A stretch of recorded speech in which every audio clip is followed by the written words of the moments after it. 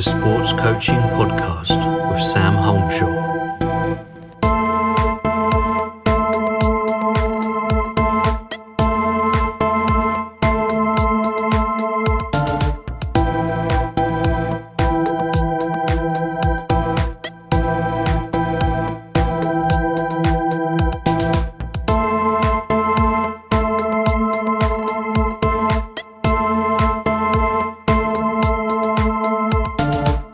Okay, welcome back to the latest episode of the Sports Coaching Podcast with me, Sam Holmshaw. As always, we hope everyone listening today is okay in this strange and seems to be never-ending time at the minute. I am very much looking forward to this episode. I have two guests who I could say I've known my whole or the majority of my life, depending on which guest we're talking about here. But delighted to be joined today by my brother, Ethan Holmshaw, and my father, Simon Holmshaw. Chaps, how are you both? Very well, Sam. Yeah, I'm good. Enjoying lockdown as much as I can. Yeah, nice. Well, I guess on that, let me ask you both. Ethan, I'll ask you first. How's lockdown been for you? Yeah, it's been a struggle for the first few weeks, sort of getting into the doing work and, planning it all out when I'm going to do it, but starting to get to grips with it now. Starting to understand how to organise the workload, and starting to enjoy sort of having a plan of when to do my work rather than just moping around for a few weeks. But started enjoying it, doing all the work for uni and getting session plans done. Fantastic. And Simon, yourself? Absolutely loving it, Sam. Absolutely loving it. Lots of time to get lots of little jobs done that have been hanging around for years. And really busy with work as well. So, just take it as it comes, don't you? Be positive about it. Absolutely. I think that's what I say to a lot of people. It's a good time to do the things that you've always wanted to do. Fantastic. So I think, obviously, I know you both very well. I know your stories and your backgrounds and why you're on this podcast today, but our listeners don't. So if you both don't mind, and Simon, we'll start with you if that's okay. Would you mind just giving a brief overview of your coaching journey so far? So where did it start? And I guess what's led you to where you are today coming onto this podcast? I think, Sam, just to try and be brief about it, is probably started in 2006 when your brother Jacob found a football and started playing football in the yard. Got him into a local team, 2007, summer of 2007. Played for a season, enjoyed it. I could see he'd got a bit of talent. Second season, that team smashed all the club records that they were playing for at the time. And if I remember rightly, and I'm sure Ethan might mention this, but he was always good at passing and never scoring. So I set my target that if he ever got an hat-trick, I'd pay him £50. And of course he did do, didn't he? So I had to stump that money up. But that age, when he moved on to under-11s, it moves sort of from 7-a-side to 11-a-side, but most teams carry 20 players. They had to reduce the squad, and at that time I decided I wanted to have a go at management myself. So we went off and formed Drake House Dragons, and we sort of did it in a month to 6 weeks. And there was probably 2 or 3 lads who were decent players, but we'd take anybody that just wanted to be involved in football, and we grew that team. After 3 or 4 years, they won a league, they won a cup. Ethan's team joined us. I think he was probably about 11 as well. I'm sure he'll talk about that. We won a league with them. And then, of course, yourself came on board and ran Joe's team, your younger brother, for a couple of seasons, and I took that over. So, it's been a family affair, really. Learned a lot along the way. Knew nothing when I started. Know a little bit more now. But that was Drake House. Now assisting yourself and Ethan at Ilkley Town, and really, really, really looking forward to that because it's and enjoying it because it's all about your progression, you being in charge, Ethan being in charge, and I can sit back and just put all the cones out and wash the bibs. It's fantastic. And of course, we've got the Holmshaw Academy as well. So fun times ahead for us three guys.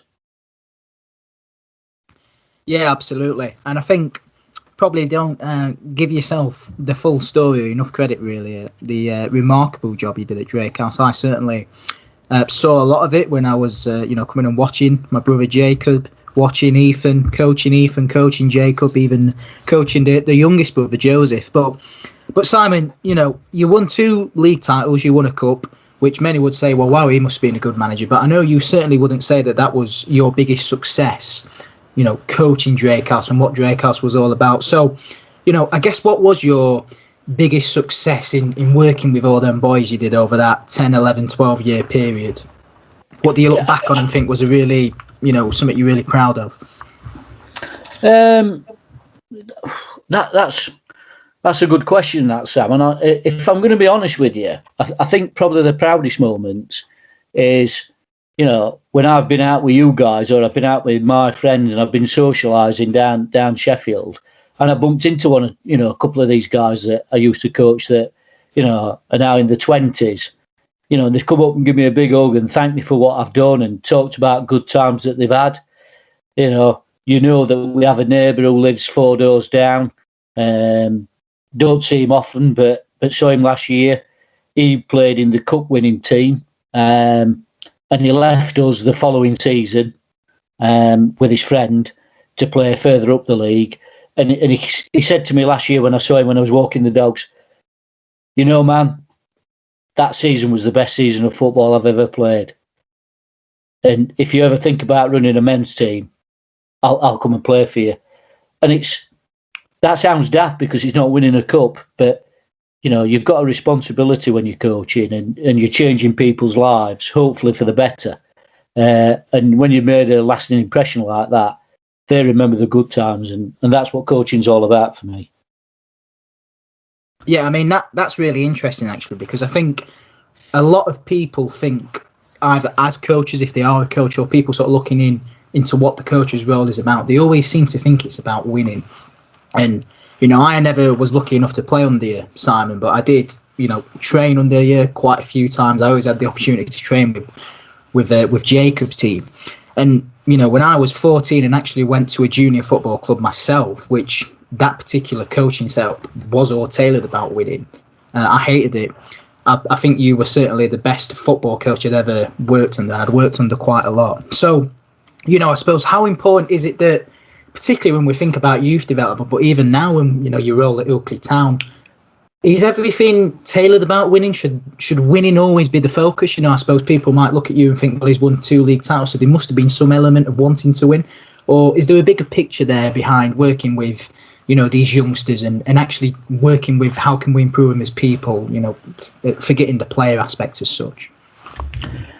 I think basically it's all about looking at the reasons behind things. Why do people play football? Why do people turn up on a Sunday morning when it's freezing cold and it's raining and play football? Why at 55 did I still turn out for a 7-a-side team, 6-a-side team in freezing weather and snow? It's because you love playing that game or you love playing that sport, whether it's football, whether it's netball, whether it's volleyball, whether it's cycling, whether it's golf. It's all about the love of that sport. And yes, people want to win, but first and foremost, it's all about people enjoying that sport. And that's what they get into it for. And when they stop playing, it's because they've got no love for it anymore. Yeah, absolutely. 100% agree with all of that. Fantastic. Well, thanks very much for sharing, Simon. So Ethan, same question to yourself. Where did you start coaching? What's your coaching journey been, and what's led you to where you are today? Yeah, so I think I started playing football for a Sunday league team at around 8. I think I actually started probably when I was about 5 or 6, playing with my older brother Jake. I started playing football for a Sunday league team around 8, I believe, and then up until under 16, so around 15, 16. And so halfway through that, I think I was in year 10 at the time, I had quite a lot of free time at my hands. I didn't really have much schoolwork, so I think I got on a lot of people's nerves at that time, winding them up because I was so bored. And I think at the time, I was particularly getting on Simon's nerves, and I think he suggested, do something with this spare time you've got. So he suggested actually to come along to my little brother's training, Joseph, and help out there. So he started me off doing goalkeeper training. So I'd spend a few days looking over YouTube, looking over drills, planning a session, and then going to a session and doing a session for the goalkeeper. And then that eventually evolved into me going to every training session and being the goalkeeper coach and going to the matches, watching him in the matches, looking at stuff that he could improve on and work on, and then tailoring sessions plans to work on these weaknesses. I think I did that for probably around a year, and then I moved on to coaching the rest of the team, so up to 16 lads, usually 12, because, as you know, not many turn up week in, week out. So I moved up to coaching them lads, doing sessions, going to the games, making substitutes, which I quite enjoyed at the time because Simon always loved my substitutions. And yeah, looking at the weaknesses in the game, so similar to the keeper, and doing training sessions aligned with improving weaknesses.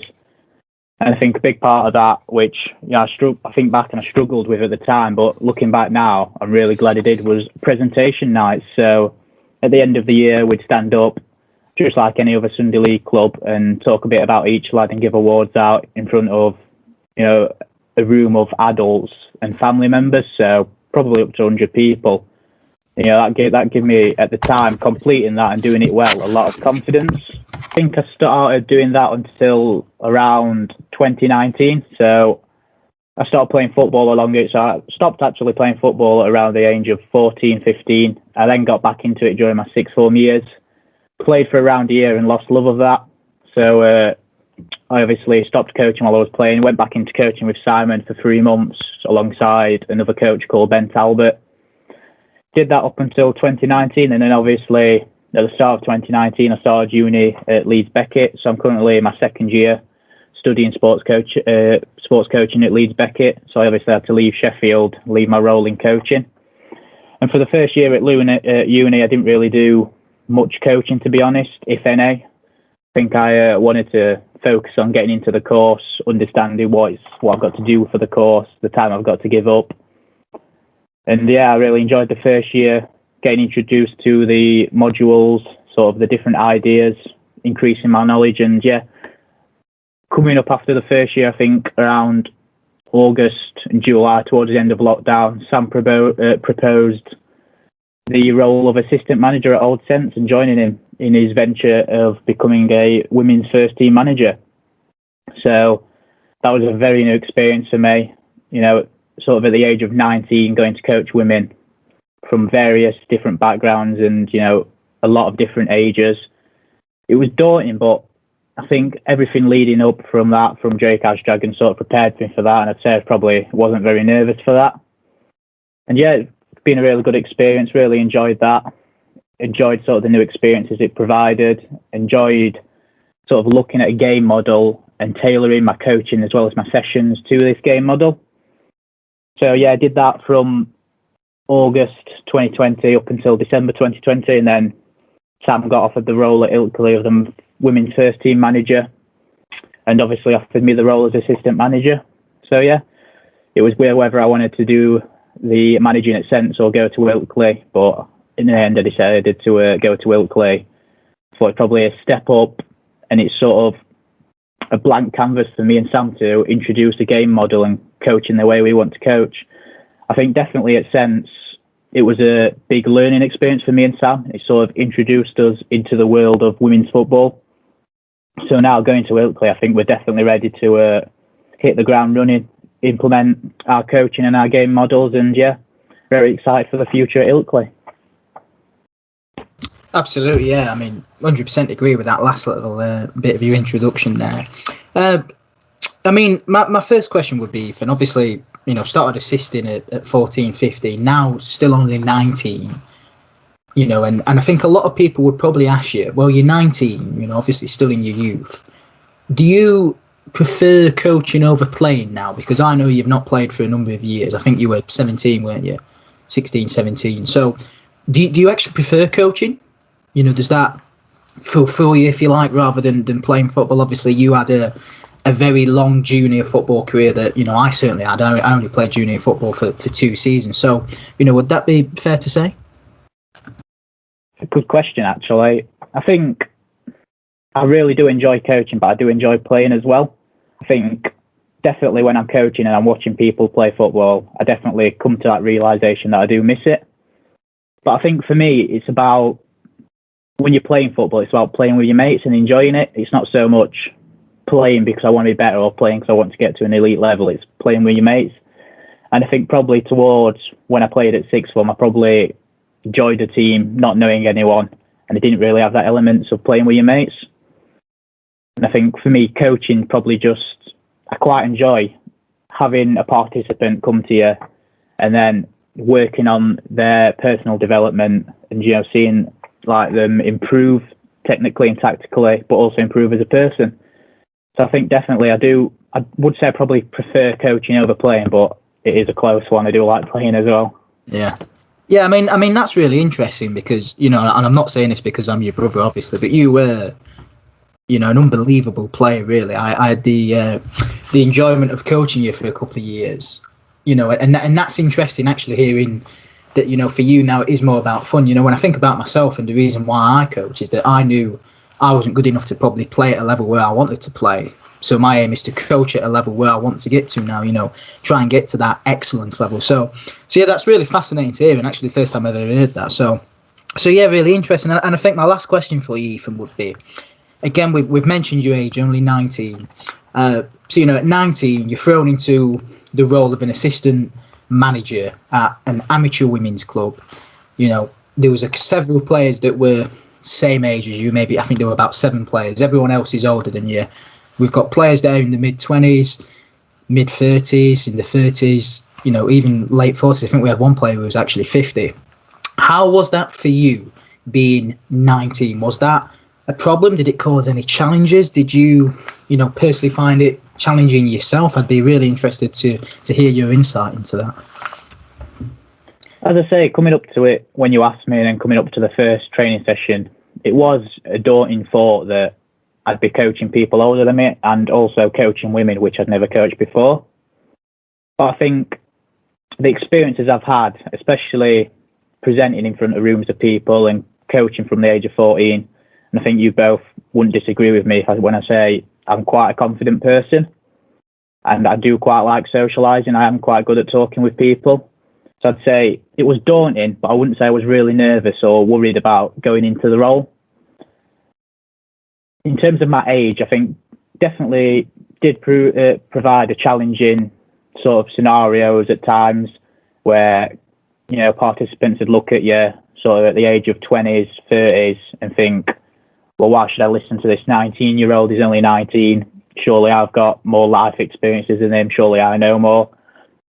But I think as a coach, you sort of have to overlook that.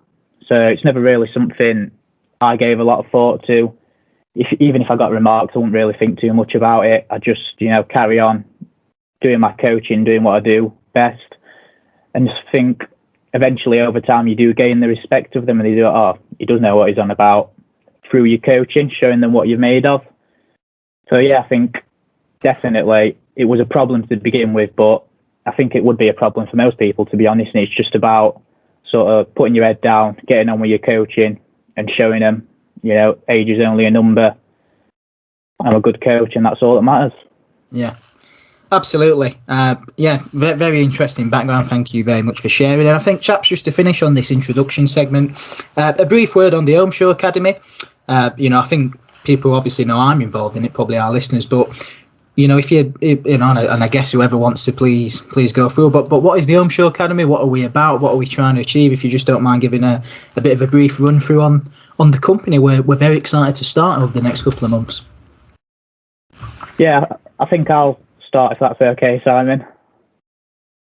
So for me, the Holmshaw Academy, it's about getting experience, but also I think what you find nowadays is there's a lot of what I like to call Sunday league coaching, based off coaching to win, coaching because you want your kids to play. And I think there's a real lack of sort of performance coaching and, coaching to perform rather than to win.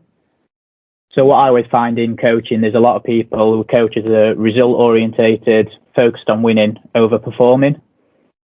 And if you step back and think what you really like to watch when you're watching a game of football, for me, it's the performance that the team put on rather than the result. Yeah, the result's nice and everyone likes to win, but it's really about how you set out, how you play, how you sort of overcome performance problems.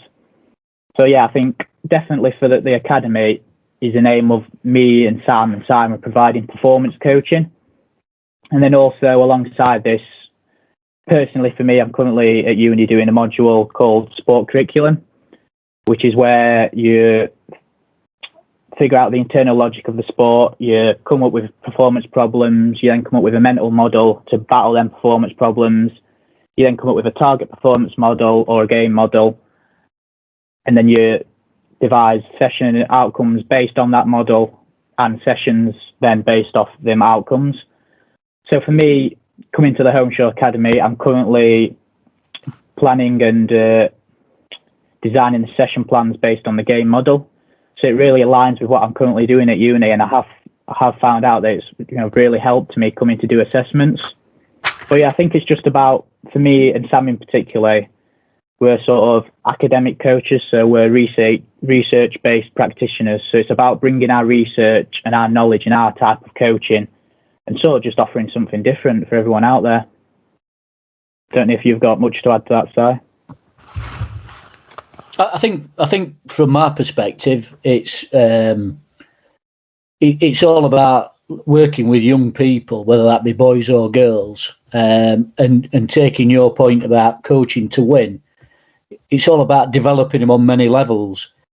Yeah, we might be looking at skills and tactics, but also motivation. I think I've mentioned it already once, but it's about enjoying that game of football, and it's about going out there and playing with, it's a cliche, but it's about playing with a smile on your face. And if you're playing for a team on a Sunday where you must win, that's a lot of pressure on a young individual, and we really want to sort of break those pressures down and give them the confidence to go out there and show what they can do. And it's all about having the right mental attitude towards it, and that's what I'm looking forward to. And obviously working with you two guys and building that academy and rolling it out. I think also, especially in the UK, I'd say you sort of brought up the main focus is winning. So I think a lot of athletes today, sort of in a wide range of sports, are brought up with this whole goal of winning. There's not really a big emphasis going through the ages of grassroots on developing players. And, it's us developing these players at younger ages that get them into the elite game, not them winning. So winning's good at the time, but it's not good in the long run because you're not focusing on the long-term development of the player. And I think that's really what we're trying to focus on, developing players, develop them to become players that can, get that step up and get in the elite game rather than just develop players for the sake of winning a few games. I think it's that performance coaching. It's wanting to develop the players and develop the people, actually. I think that's probably another area that we're interested in within the Holmshaw Academy. Yeah, 100%. I think that's an exceptional run through, and I think that brings us on very nicely to talk about today's topic. And chaps, I'm just sat here, almost smiling, thinking that it's remarkable that we've been sat here for about an hour already, and our dog Alfie hasn't started barking at the postman. So, for the listeners, if you do hear a dog barking, we do apologise. Me and Simon are currently in the same household, Ethan in Leeds. But yeah, on to today's topic then. So, I think as evident in the introduction there, and then for me, just to reiterate, if you might have missed that to the listener, Simon created Drake House Dragons. My three younger brothers, Jacob, obviously even on the podcast today, and Joseph, all played under Simon. I coached Ethan, I coached Jacob, I coached Simon. I coached Joseph, didn't quite coach Simon. But But yeah, what's always been really interesting for me, and you know, I can remember when I was at uni, and sometimes this would get mentioned. What must it be like for the player who is the related, if it's the son of the coach or the brother of the coach? What must it be like for that particular player? And I've always found that really interesting. So we're going to get on to that at some point today as well. But we're also going to discuss today within the topic is that I've had quite a lot of people ask me in the last couple of months about the Holmshaw Academy, and you know, it's this family element, and you know, working with Ethan obviously for the last 6 months, working with Simon in the past. A lot of questions I get asked is, you know, how do you actually coach within your family? How do you get on and not, you know, talk like brothers or argue like brothers, or you know, your dad's your assistant? How does that work? And I think people find that really fascinating. So we're going to get on to both topics within the podcast today, but for the first segment, we've decided to call it Being Coached by Your Family. And Ethan's going to take a bit of a lead on this. And I've always been fascinated, Ethan, to get your insight on this. I've been dying to ask you this probably for the last couple of years, and we've finally got a platform to find your thoughts. But, you know, as I mentioned, for, you know, one season, for 2 seasons, you were coached by Simon, 3 seasons. For 1 season, you were coached by Simon as the manager and me as the assistant manager. So you've had experience of being coached by your family. So, you know, for you, I guess the first question is, in a player's perspective, what was that experience like? Well, I'll tell you what, me and Simon have had a great journey, particularly with him managing me and me being a player. We've had a bumpy road, I'd say. I don't know what you mean. I'd say the first year or so, it was all right, getting to grips with it. I'd say there's always that pressure of your dad's coming to watch you, so you've got to try your best and perform. But at the same time, you don't like your dad telling you what to do all the time when you're playing football. So when he's your manager, it does present quite a few problems. I'd say, particularly during my adolescence years and going through puberty, that provided quite a few challenges with my dad coaching me and my brother coaching me. I'd say as I was developing, obviously through puberty, there's a lot of answering back and, well, why am I listening to you? I know particularly when you were the assistant manager, Sam, I can't remember the exact sentence, but you told me how to do something. I said, well, what have I got to listen to you for? You're a swimmer. And yeah, as disrespectful as that sounds, that's just what I was like at the time. I didn't really want to listen to Sam or my dad. And yeah, it was, I wouldn't say it was horrible, but I'd say it's certainly challenging. Probably more so for Simon and Sam than it was for me. But yeah, I'd say it's definitely a challenging sort of area as manager and as an assistant manager to deal with sort of that relationship you have with a player and distinguishing between sort of coaching and I'm just your coach, and obviously I'm your dad and your brother. Yeah. So yeah. I mean that's really interesting, because I think from the outside, and I know a lot of parents would have thought this, you know, not just for you but for Jacob and Joseph as well, is that he's the manager's son. You know, that's probably why I was captain, is, you know, you were the captain, and there's always that perception that the manager's son gets everything, treated the best, the golden child, they get everything, and as if it's the best thing that your dad is the manager. But actually, and I think Jacob would say this, and I think Joseph would actually say this as well, it actually isn't like that. It brings a lot of challenges within the environment. So, you know, for you being captain, and I think Simon will, you know, come in at some point here, but for me, you were given that captain's role not because you were the manager's son or because you were the assistant manager's brother, because you were the best player. Tactically, you were the best player, but, you know, you also led by example. That's why you were given captaincy. And I know you certainly got questioned that. You got questioned that at school. People would, you know, try and bully you with that, or you're only captain because your dad's manager. Some of the players probably thought that as well and said that. So, you know, being a young lad at 14, 15, going through that, how was that experience, you know, from that aspect, you know, the sort of negativity that came with it? That's a good question. I'd say probably for 3 or 4 years, I'd say it was probably very difficult for me, especially sort of the school aspect of having people play for the team that also went to my school.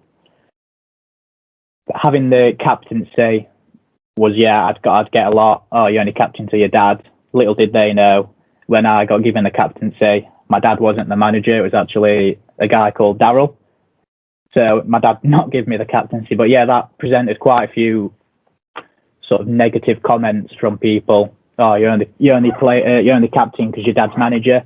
And I'd also say, when my dad wouldn't play players as much as they wanted to play, or when they weren't happy with the coaching, the results, or sort of how they were being treated playing time wise, I'd sort of get the brunt of that. I'd get that taken out on me.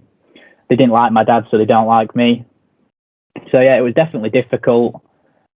But I wouldn't say me being the son of the manager, and I can't say this is for, you know, every scenario in the world where the son is the manager has a son on the team. I didn't get played every game. I didn't get most game time. I think when I did get game time, probably in my younger years, I think I deserved it. I was a top player, as you both say, and that's not to blow my own trumpet, but I think I was very good technically. Not so good tactically, but I think I was definitely deserved of that time. And then sort of later on, probably my second year, maybe my third year of my dad being manager, I was going through puberty, obviously, and developing. So I did turn to food, and I did quite like food. And obviously, I put in a bit of timber at the time. So obviously, I couldn't get around the pitch. I couldn't do as well. I couldn't play as well. And at that time, me being the manager's son didn't come into effect at all. I wouldn't get played if I wasn't able to get around the pitch, if I wasn't able to perform, which, you know, just goes to show, doesn't it? Being manager's son don't get you anything. Yeah, 100%. And I know when this sort of stuff were happening, and, you know, as the coach, you're aware of, obviously, kids are sort of saying that in the background. It used to really, really anger me, you know, because we had that sort of emotional connection with you, and I sort of knew you were going through them difficulties. So I used to really get quite angry at that in my early days of coaching. But Simon, I think a good time to bring you into this. I mean, how was the whole experience from you as the manager? You've got your son, who's a fantastic player, great lad, but how was it for you? I think, like Ethan, you know, touched on it, it always seems to be quite a challenging relationship at times through that puberty period. I think probably what I'd start by saying is, point number one, I've been blessed with 4 lads, and they're all decent footballers. So, you know, it's them having that opportunity to put that on a pitch on a Sunday was magical for me. But probably what people aren't aware of is how difficult it is if you just take your lad out of it for a minute, and if you just talk about running a football team. I don't think people are aware of how difficult it is to manage a football team. I don't think people are aware how difficult it is to manage a club that has 3 football teams. So if I think back, we'd got 3 teams. I was running 2 of them. You think you were assisting. We were running a club as well. You've got a job of work to do. And I'll tell you now, that is an unbelievable level of commitment. And if I think back to Ethan, we set that team up, and Daryl came in and managed it, and he picked Ethan. You know, he said to me, I'm going to pick Ethan as captain. And I said, well, don't pick him because he's my son. And he said, I'm not. He's the best player we've got. You know, and to be fair, excuse me, those first 2 years, Ethan only had to look at a football, at a free kick, and you knew it was going to be in the back of the net. So, you know, he'd certainly got qualities. But if I'm honest, if I could go back now, the difficulty I've had is I've got 4 lads that are all very close to each other age-wise. And if I could go back now, I would find someone to manage that team, okay, that would bring the best out of him and the other players. And what I mean by that is this. Particularly and specifically, and it's a subject that we'll probably discuss on another podcast, I'm sure, but particularly and specifically, in the UK, football is our national game. What does that mean? That means every Tom, Dick, Harry, Sally and Sue are all an expert on football. In reality, there are very few people that understand the game of football. And until you start managing, and even I didn't years ago, but until you start managing and coaching a team, that's when you really understand football. And if you've played in a team as well. And I can think on several occasions when we were training at one venue and Spud had got his Sunderland kit on, and one of the dads, he'd sort of helped us out. He'd run a couple of teams, and his lad came up. And I can remember him turning around and saying, "Who's that kid there in that Sunderland team, Sunderland kit? What a player he is." And I think really what Ethan needed was, he didn't need me. He needed somebody who understood football to bring the best out of him. And I think if it had got that, he probably would have gone on to bigger and better things. So that would be my take on it from a managing him point of view, is if we'd got somebody who knew football that would come in and take that role on. And I've seen Ethan when we played friendlies pull tricks out of the bag to impress people. That's how good he was. Well, we'll not mention any names, but when we played Mick's Fox team, Ethan always used to like showing off in front of Mick. And Mick is a sort of bloke who knows football inside out that would have got the best out of Ethan. What was he like to manage during puberty years? An absolute nightmare. But it is what it is, isn't it? So you just get on with it and try and make the best of it. But it was really difficult, I'll be honest with you. Not from his certain side of it. That's one thing. But everybody's got an opinion in football. Whether you're a supporter of a team and you pay your money, if you're a parent, you've definitely got an opinion. But whether that opinion's right or not is another matter. Yeah, 100%. I think what's sort of coming through to me, and obviously linking with my experience of this as well, is that emotional connection that we have. So I think about, us as a family, for those obviously that don't know us, we're the sort of family that if you have a go at one of us, you have a go at all of us. Yeah. I can remember one of the coaches turning around to me who worked with me and Simon and said, "Sam, you're a good player. I've seen your brother Jacob, he's a good player. I've seen your younger brother Joe, he's even good. But Ethan, he just isn't a good player." Now, that was very difficult for me to hear that conversation. I think that coach had a personal problem with you. But you're turning around and saying that to me, you're having a go at my brother.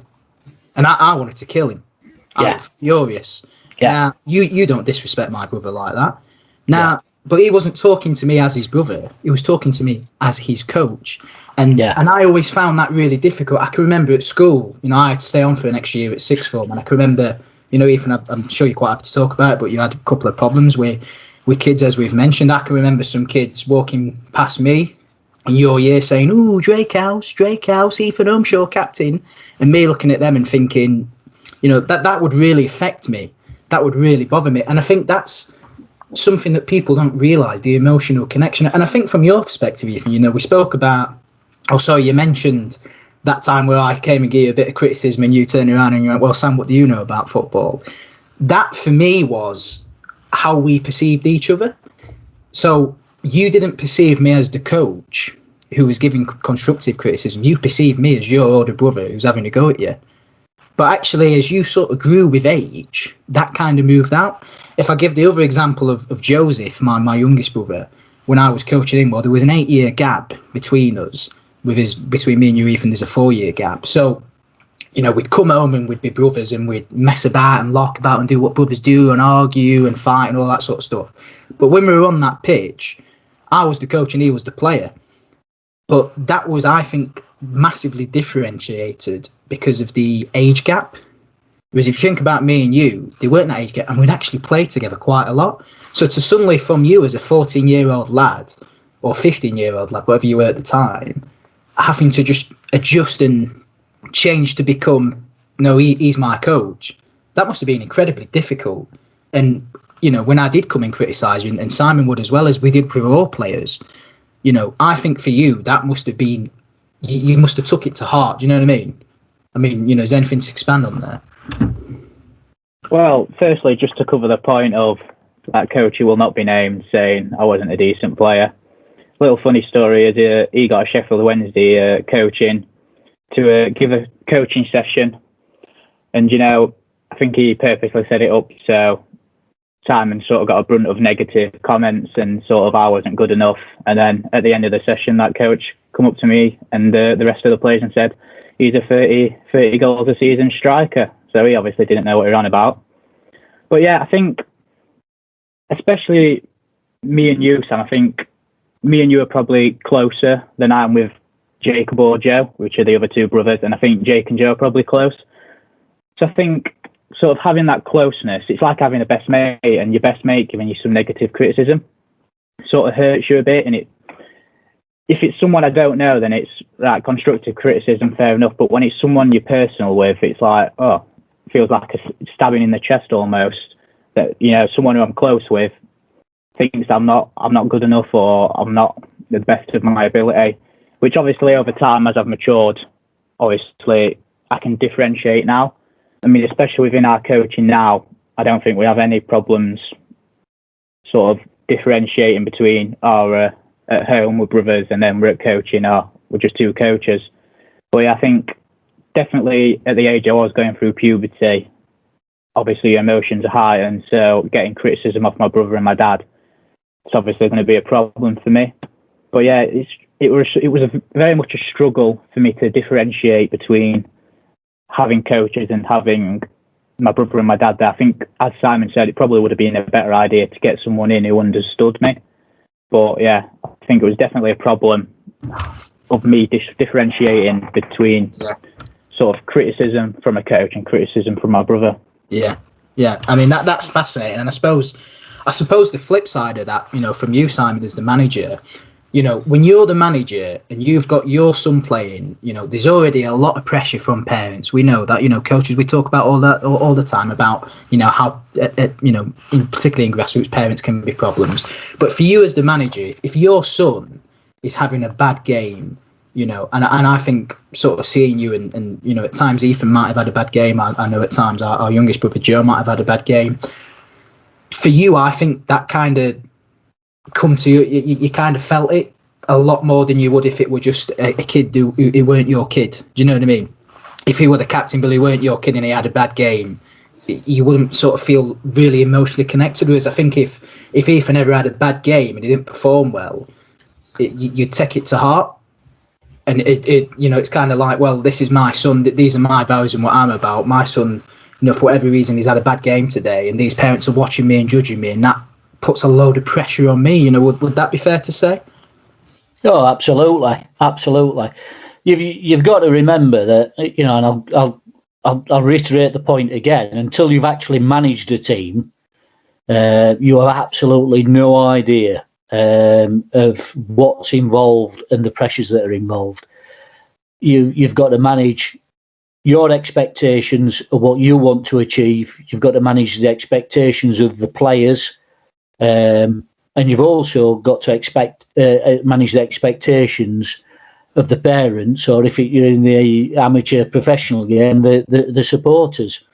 So you've got all that on your shoulders, and then I'll reiterate again. If I could go back, I'd probably just manage one team and not get involved in two, because the more you take on, the further out you're spreading yourself, and I would pride myself, probably when I ran Jacob's team, and never getting emotionally involved.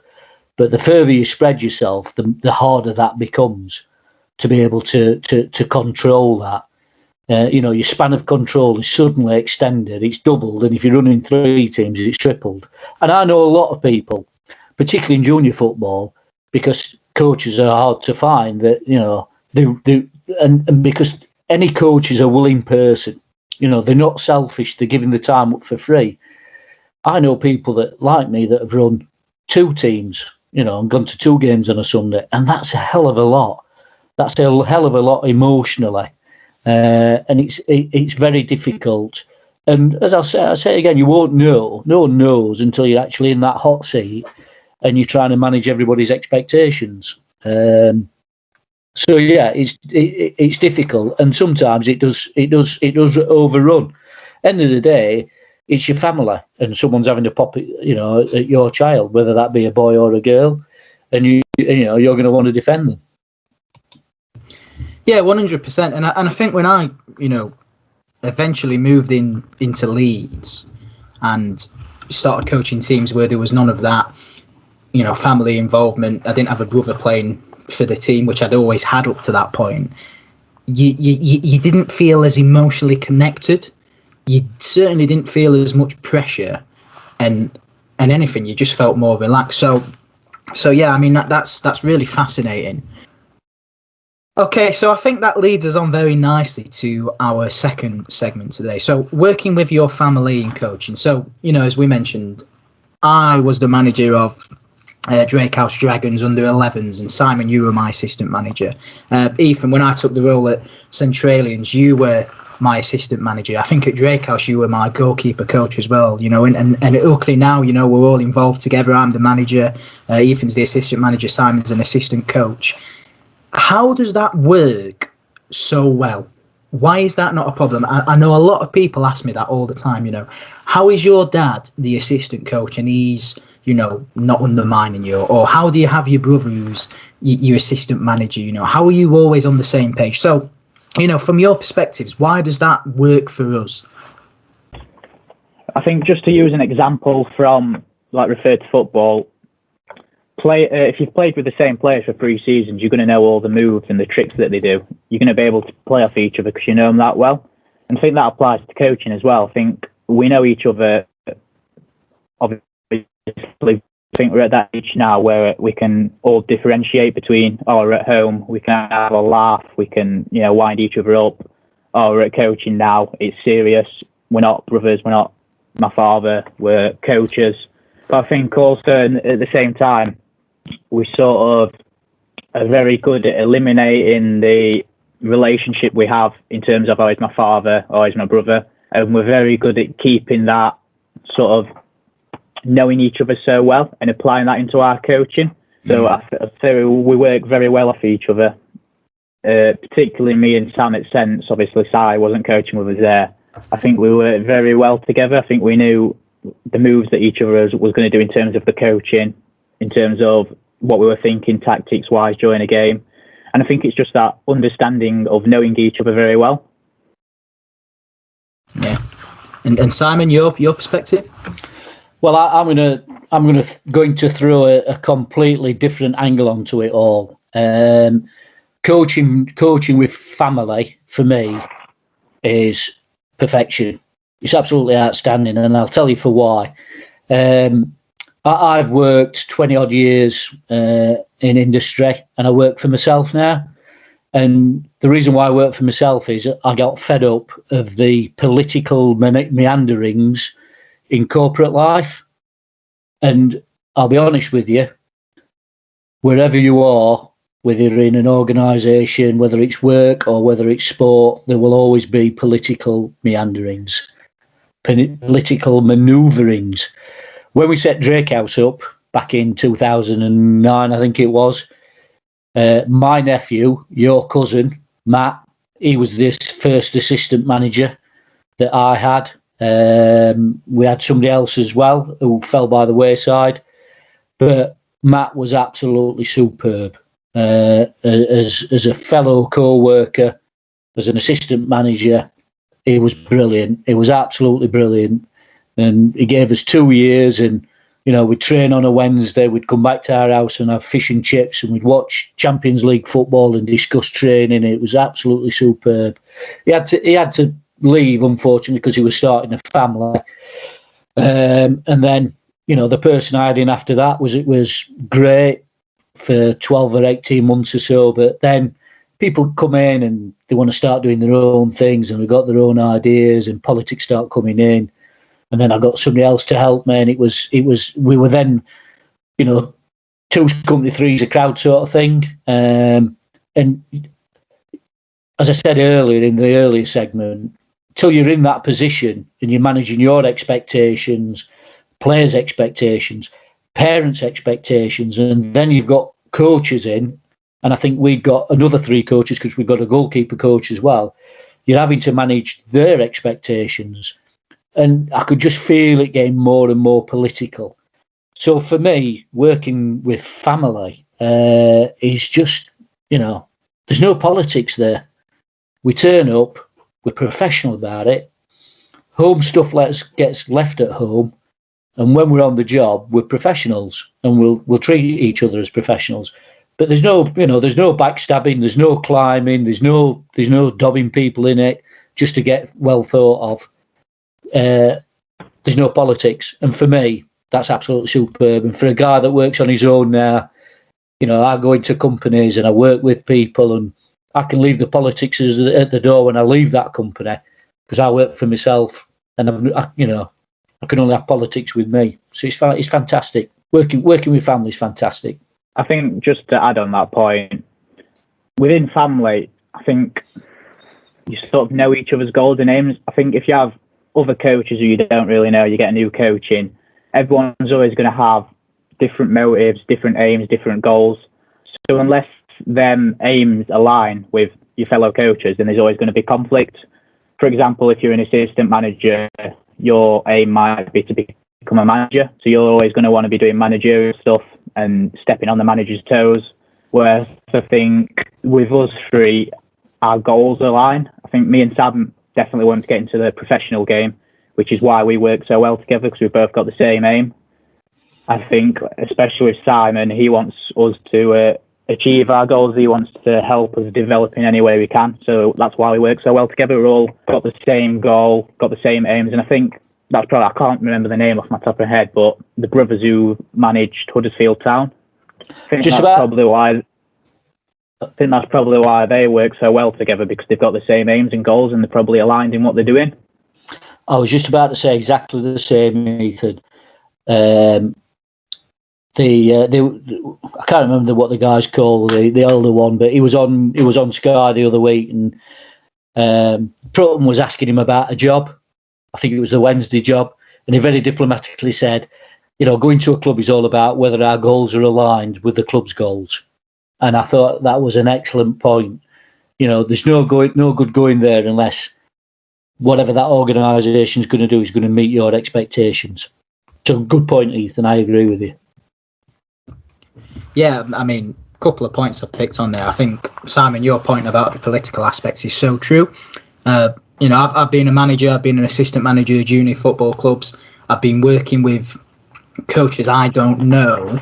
And, if I've been a manager and that coach, probably felt he should be the manager, there've been times where I've experienced that assistant coach trying to undermine me.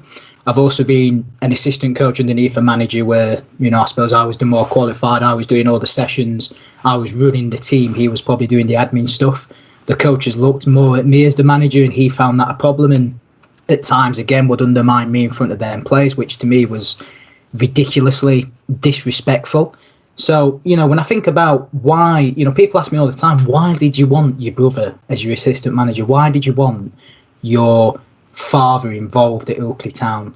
Well, the simple reason is that no one backs you like your brother. No one backs you like your father. We think about first team environments. It's cutthroat. You are always managing expectations. You are always managing problems that arise.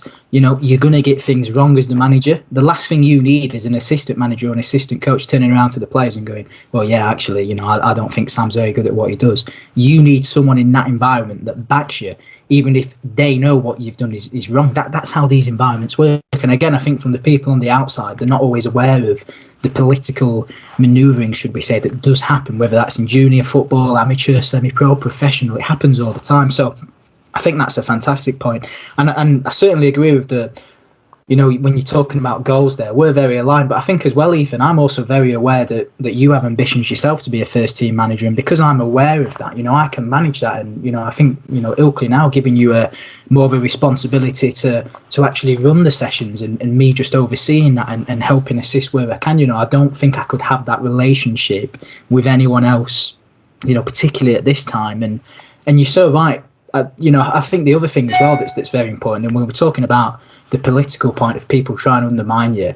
On the flip side of that, I've also had assistants that, won't give you an honest opinion. And at times when you're doing something, that you're not 100% sure if it's right, you do need that bit of honesty. And I think it's fair to say that both of you in the past have given me that honest opinion at times that has been difficult to hear.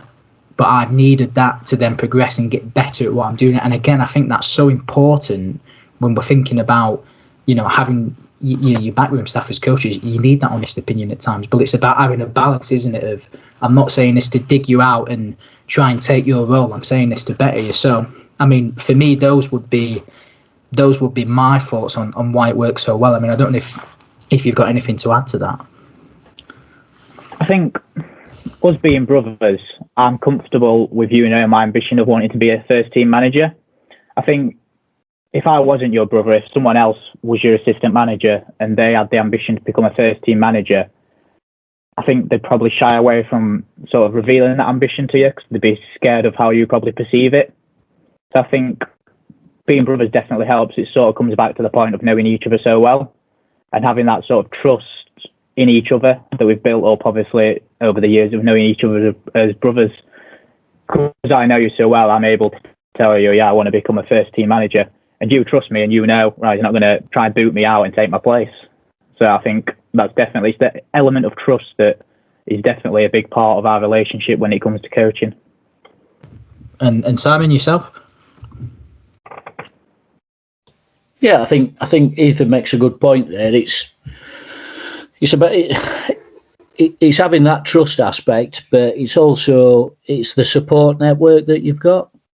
So we're all here to support you in what you are doing, whether that's a father or a brother relationship. It's about us working together to get the best out of each other, to get the best out of our players. That's the ultimate goal. That's what we're working towards. And in that respect, the effort is always 100% focused in that way to that end goal. It's not, well, I'll chuck 25% effort towards the players, but I'll chuck 75% towards undermining my gaffer or undermining another assistant so I can get further up the pecking order. We're all there with one ultimate goal, and we're all there to support each other to achieve that goal. It's like that circus act. Those brothers that do the gymnastics and they form that triangle so someone can get to the top. That's what it's all about. That's what we're here to do, and that's why for me, family will always work in that direction. And I think another thing why it works as well from my perspective is that we all have such a passion for coaching and for learning and developing and what we're doing. I remember, Simon, me and you, when I was the manager at Draycott Dragons under 11s when I was 18, 19, we'd come home every single training session and we'd have a 2-3 hour debrief with a beer. We'd do the same on the Sunday. Me and Ethan were doing that since, and for me, that was fantastic. That was something I always wanted to do. But when I'd worked with other coaches in the past, that it wasn't on their wavelength. And again, I think when you're talking about relationships, people on the outside of football coaching, people on the outside of coaching, and when we're talking about a backroom staff, you have to have a backroom staff where you have 100% trust in what those other people are doing. If you've got any mistrust of anyone within that organisation working under you, then that is a massive problem. That's a massive problem. And I think Ethan, you've had it as well when we've coached, and there's been another coach there at times where you might have felt they're undermining you. So, what would be the challenges faced for you when you've got your brother as a manager and you've got someone else who might be trying to, overtake you? We certainly had that at the beginning at our last role, didn't we, without mentioning any names? Yeah, I'd say it's definitely difficult because you sort of don't want to go, oh, it's my brother, so I'll go and tell tales to my brother. But at the same time, you don't want to be kicked out, and you're not going to get kicked out because it's your brother, but also you don't want to be embarrassed in front of your players or your participants when you're coaching and being undermined. I think it's just how you monitor and how you control it. I know I've had quite a few thoughts in the past, whether that be like negative thoughts, which are really nothing to think about, that I'd go to you, Sam, and tell you, oh, is she trying to undermine me? Is she trying to, take my role? And you'd sort of reassure me that she's not. She's only there for the positive, right reasons. And I think that's probably why it works so well, is having that trust and that sort of communication line with each other and, you know, being able to go to each other and, you know, sort of say these problems and, you know, have a chat about it and resolve it. I think the only probably negative of managing with your brother, but I'd say because we have that trust in each other, we're always doubtful of other people. And I'd say we're always assessing other people and whether their goals align with us. And, you know, foot out of place, one of us is always, foot out of place, is she aligned? And we'll question it straight away. But at the same time, that's the benefit of having your brother and your dad. You question someone if their goals are aligned with us, and, you know, you go to your father or your brother and you'll sort of stick you on the right path. No, they are. And yeah, I think it's definitely a benefit of having a good team around you who you can communicate with. And, you know, that's definitely going to come with having your brother and your father. You've been communicating since birth, so yeah. So I suppose a final question, and, you know, a question for both of you, so feel free to jump in. But would you say there's been any challenges that we've had to face working together? You know, and if so, you know, what is the impact on the sort of family life, would you say? You know, does anything that happens at that training ground, do we carry that away from the training ground, or is it a mentality of, you know, what happens at the training ground stays at the training ground, if you know what I mean? Is there any challenges either of you have experienced? I think I'd like to go first on that one, because I think basically one of the, and it's probably true of most sports, but one of the issues I think is that when you're playing and when you're managing, you're getting emotionally invested in that game, and even at training, you're getting emotionally invested. So when that game's over, you know,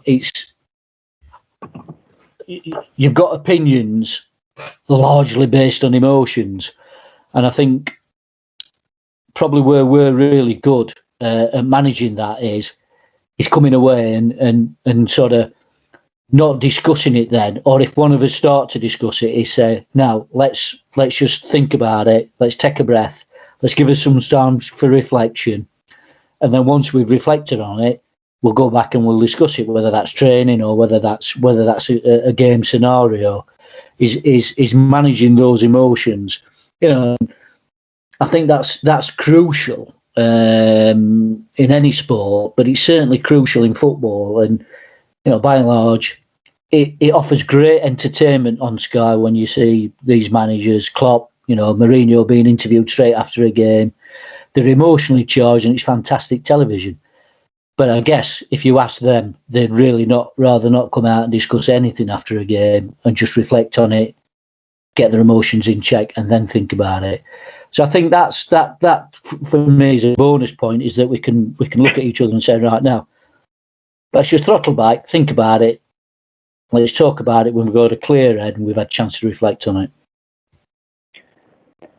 I think for me, in every relationship you've got, there's probably going to be some element of bickering or falling out or having a disagreement at some point or some stage. I think me and Sam, over the years, have definitely had our fair share of disagreements and bickering between each other. I think one time I can definitely remember is sort of the first few months of me and Sam coaching together at Sense. Obviously, we'd coached together before, but I was very much the goalkeeper coach and sort of isolated away from the first team in a sense. I think the example was me and Sam fell out sort of before a training session, and then, you know, obviously put both of us in a bad mood. But before the training session, that relationship we have and sort of the understanding of that you've got to leave it behind, we'd jump in car, we'd have a chat, and it's all gone, it's all done. And we don't take that into the training or the coaching. And I think just to add to that question you've just had, there's another point of, during that first few months of coaching together, I think there are a few points where obviously we'd not coached with each other before. We know each other very well, but we sort of weren't really aware of each other's coaching styles. So I think first few months, I wouldn't say I felt undermined, but there's a few times where I'd be making a point and Sam would sort of interrupt me and, you know, sort of roll with it. And I'd be like, I'm not finished making my point. But I think coming with that relationship, right, yeah, that's sort of not affected me, but it's in back of my mind that he's interrupted me and maybe he's undermining me. But yeah, I think with the relationship we've got at end of session, we have a talk about it, we understand it, and it's not happened since. So yeah, it's just that level of, I've got the trust in Sam. I know he's probably not doing it on purpose, so take it to Sam after, have a chat about it, and it's not happened since, so we've not had a problem. Yeah, 100%. And I think this brings us on very nicely to our final segment, which we always, we always on this podcast talk about implications for coaching practice. So, you know, I suppose if you are a coach working with a family member, if you're working with a very good friend of yours, you know, what would be the tips that coaches need to remember? So when you know, you're both talking there, we're talking about, you know, being a professional. I really like that term. I can remember on one particular Sunday morning, I'd been out on a Saturday as an 18, 19-year-old, very hungover, and Simon had given me a bit of a rollicking in the car journey there as his son. But as soon as we got onto that pitch, I think you turned around to me, Simon, and said, look, we're coaching now. That needs to stop. And I think they are very key points. You know, I've seen it. I've worked for a lot of coaching companies. I've seen a lot of coaches have arguments, coaches that work together that don't like each other, and they've took it onto that pitch. I can remember, you know, being at one training session for a coaching company I was working for, and these two coaches, you know, really having it out in front of the players. And for me, that isn't professional. That was embarrassing to see that. So, you know, following on from that, what would be advice would we say about, you know, if you're coaching with your family, if you're coaching with your brother, if you're coaching with close friends, keeping those relationships, you know, professional? Would there be, you know, anything to add there? You want to go first, Simon? I can see you moving towards your mic. Yeah, I've just switched it on. Yeah, I think it's all about having that. It's having that standard of professionalism, and you mentioned it earlier on, Sam, in this podcast about presenting a united front, even if you might be wrong. You know, is supporting each other, but it's about when you're coaching or when you're managing, you know, it's not about emotions in terms of relationships. It's about sorting that job out and almost flicking a switch in your head and being focused on that job in hand. You know, I can remember, and you guys know anyway this, but, you know, I ran a business networking group for about 10 years. And people loved that because we had a laugh and a joke, and it was enjoyable. And I can remember one morning going, and I was doing a training course straight after for a company, and my mind was totally focused on that. So obviously my persona was different that morning, and I remember somebody ringing me up and saying, "Were you all right this morning? You know, you weren't your usual joking, jovial, laughing self." And it was, oh no, I was just got my mind focused on what I was doing. And that's what you need to do, is you need to flick that switch and be focused towards what that task is, whether it's coaching, a training, or whether it's game day. You know, it's about arriving, getting there, getting your head switched on, knowing what you're doing, and being professional about it. That's for me, that's how you coach, that's how you manage, is being professional. There's times for reflection, there's times for laughing and joking and those sorts of things, but they come after the job, when the job's being done. And that's how I see us moving forward in any coaching, managing role that we're doing, but also specifically at the Holmshaw Academy is, you know, we're here to provide a service, and that service will be top quality and professional at all times. Yeah, I think coaching's the same to any other job role. You've got to maintain the professionalism throughout. You've got to sort of, you know, the relationship works so well coaching, but you've got to sort of leave certain things within that relationship behind. The laughing, the joking, the talking about sort of family life, you've got to leave that behind. I think, yeah, it's just very important that you maintain that level of professionalism, so you don't sort of treat your brother as your brother, you don't treat your dad as your dad, you treat it as a fellow coach. And I think it's very important, particularly being a male and, you know, being alongside your brother and your manager. I think with a sister it'd probably be easier, but sort of men have this sort of automatic trait of wanting to be the alpha male and wanting to be dominant. So I think you've got to be able to distinguish and you sort of eliminate that thought of, oh, he's my manager. You know, I don't want to listen to him because he's the manager. I want to be the manager because I want to be the alpha male. So it's sort of being able to, yeah, he's the manager, I'll listen to him. No, he's the assistant coach. So it's just being able to distinguish between it and maintain that professionalism and not think about, oh, it's my brother, I want to be the alpha male in a sense, which is probably, it doesn't happen within female coaching, I'd say, because obviously they don't have that thought of wanting to be the dominant one. So yeah. Yeah, 100%. I think. Oh, go on, Simon. No, just listening to Ethan there, and it reminded me of, and you guys will tell me what the lad's called because I just can't remember his name, but he played in Jacob's team, and we always used to give him a lift to games along with other lads, you know, in that 7-seater car we had, and he used to call it the banter bus. Do you remember? I can't remember the lad's name, but anyway, Jake Day. Jake Day, that's right. And he was great. He'd you know, I can remember going to a game where we'd got to win it, and we were all sort of on edge and tense, and we picked Jake up, and he got in, you know, and he'd just tell jokes, and he settled everybody down. But as soon as we got there, we got pitch side, we all had our game heads on, coaching and staff. And I think that's what it's all about, is being able to transition between the two. You know, I'm sure professionals, women, men, they go on a bus, they have a laugh, they play cards, whatever it is they do. But when they get into that game as professional, it's game head. Get your game head on. We've got a job to do. Let's do that job. Yeah, 100%. I mean, I was just going to say, I think there's a key message here, isn't there, when thinking about how you are presenting yourself, what's the front you are presenting, particularly as a coach. And I think that's such a great point. You know, if you are working with your friend who you might have known for 10, 15 years, you're running a junior football team together, for example, it's important that you're not, you know, talking about little things you've done in the past or bits of banter between you, because players pick up on that, and that looks unprofessional. You know, I've seen it when I've worked for kids camps, and I've seen two coaches that are friends together, and you know, the stuff that they're talking about in front of the kids, for me, it isn't professional. You know, and I even think about one of the early things I sort of recognised, Simon, you know, obviously, you being my dad, but when I coach with you, I wouldn't say dad when I wanted to shout you. You know, if I ever needed you for a particular thing during that session, I would always shout Simon.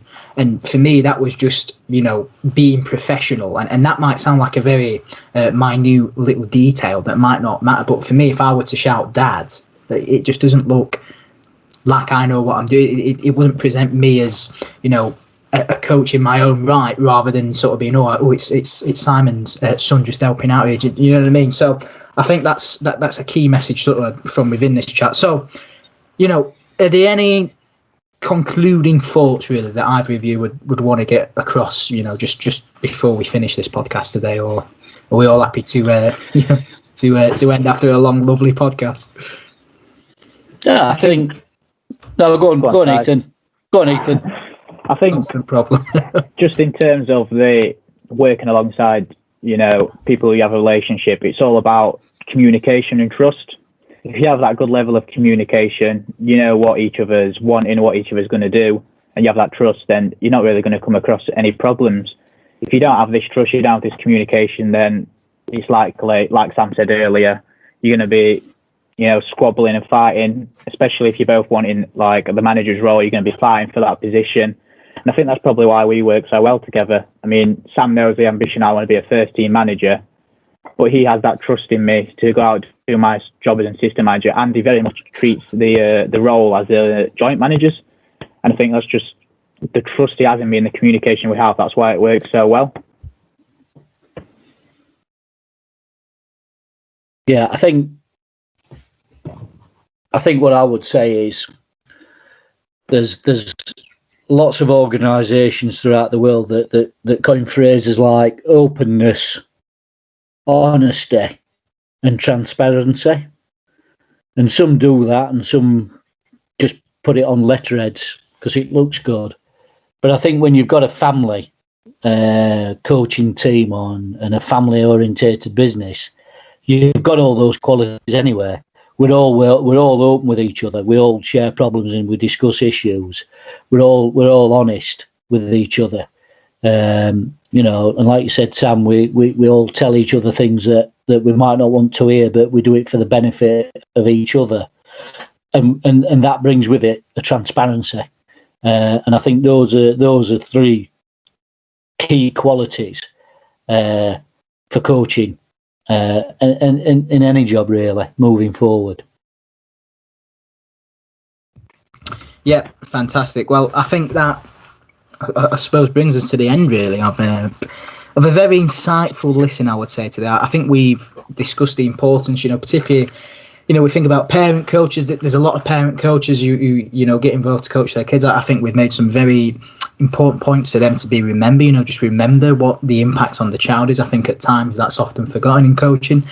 But yeah, I think some very important points as well about, you know, the relationship that you have to have with coaches, you know, having that element of trust and, you know, that you 100% believe in people that you're working with and you feel comfortable enough to let them go and do a session, for example. I know certainly, you know, for me, I always struggle with that uni working in in groups. Ethan, you know, you'll be going through that yourself now, where you might be putting a group with some coaches that don't take it seriously or, you know, are not as good as you, not to sound arrogant, but, you know, that sometimes can be the case. And I certainly found it very difficult feeling comfortable, allowing someone to just go and do a session. You know, I think sort of working with you, Ethan, at that last role at Centralians, I kind of finally got comfortable with that, just letting you go and do it. If you remember early on, I probably was sort of a bit like a hawk in the background looking through. But yeah, fantastic. I think that's been a really good episode. So what we normally do at this point is say, where can we find the guest? Simon, you know, when we're talking about trust and, you know, me knowing you as a person, I know that you'll not know what your Twitter account is, your coaching one. So if you want to follow Simon and see what Simon's doing and maybe get in touch with Simon or have any questions on what you've had today, you can find Simon at Holmshaw Simon. That's a capital H and capital S. But Ethan, I'm confident you'll know your Twitter account username. I'm hoping you do. So if you do you want to let us know what it is? I've only just worked out where the mute button is. It's at Ethan Holmshaw Coaching, I believe. Don't quote me on that, though. No, I don't think it is. I think it's at Ethan Holmshaw. It's at Ethan Holmshaw. There you go. I think your username's Ethan Holmshaw Coaching, but I'm sure I'm sure our listeners today will be able to find you, no problem. Yeah. So it just leaves me to say thank you both for your time. But I hope you've enjoyed that. Probably now. Yeah, fantastic. Probably now recognise how difficult it is trying to get quiet when you're doing a podcast. Probably understand why at times I'm coming downstairs and saying, can we be quiet? But luckily we've not had anyone interrupt us today. So that's been great. And as always, thank you so much to everyone that's tuned in and listened to the podcast today. If you like the podcast, please do leave us a review on any of the platforms. If you prefer to see this episode in person, then do check us out. On our new YouTube channel. Just type in the Sports Coaching Podcast. It should come up, no problem. But yeah. Thanks to Simon and Ethan for sharing an insight today. Thank you for everyone that's tuned into the podcast, and we will see you all next week. Thank you.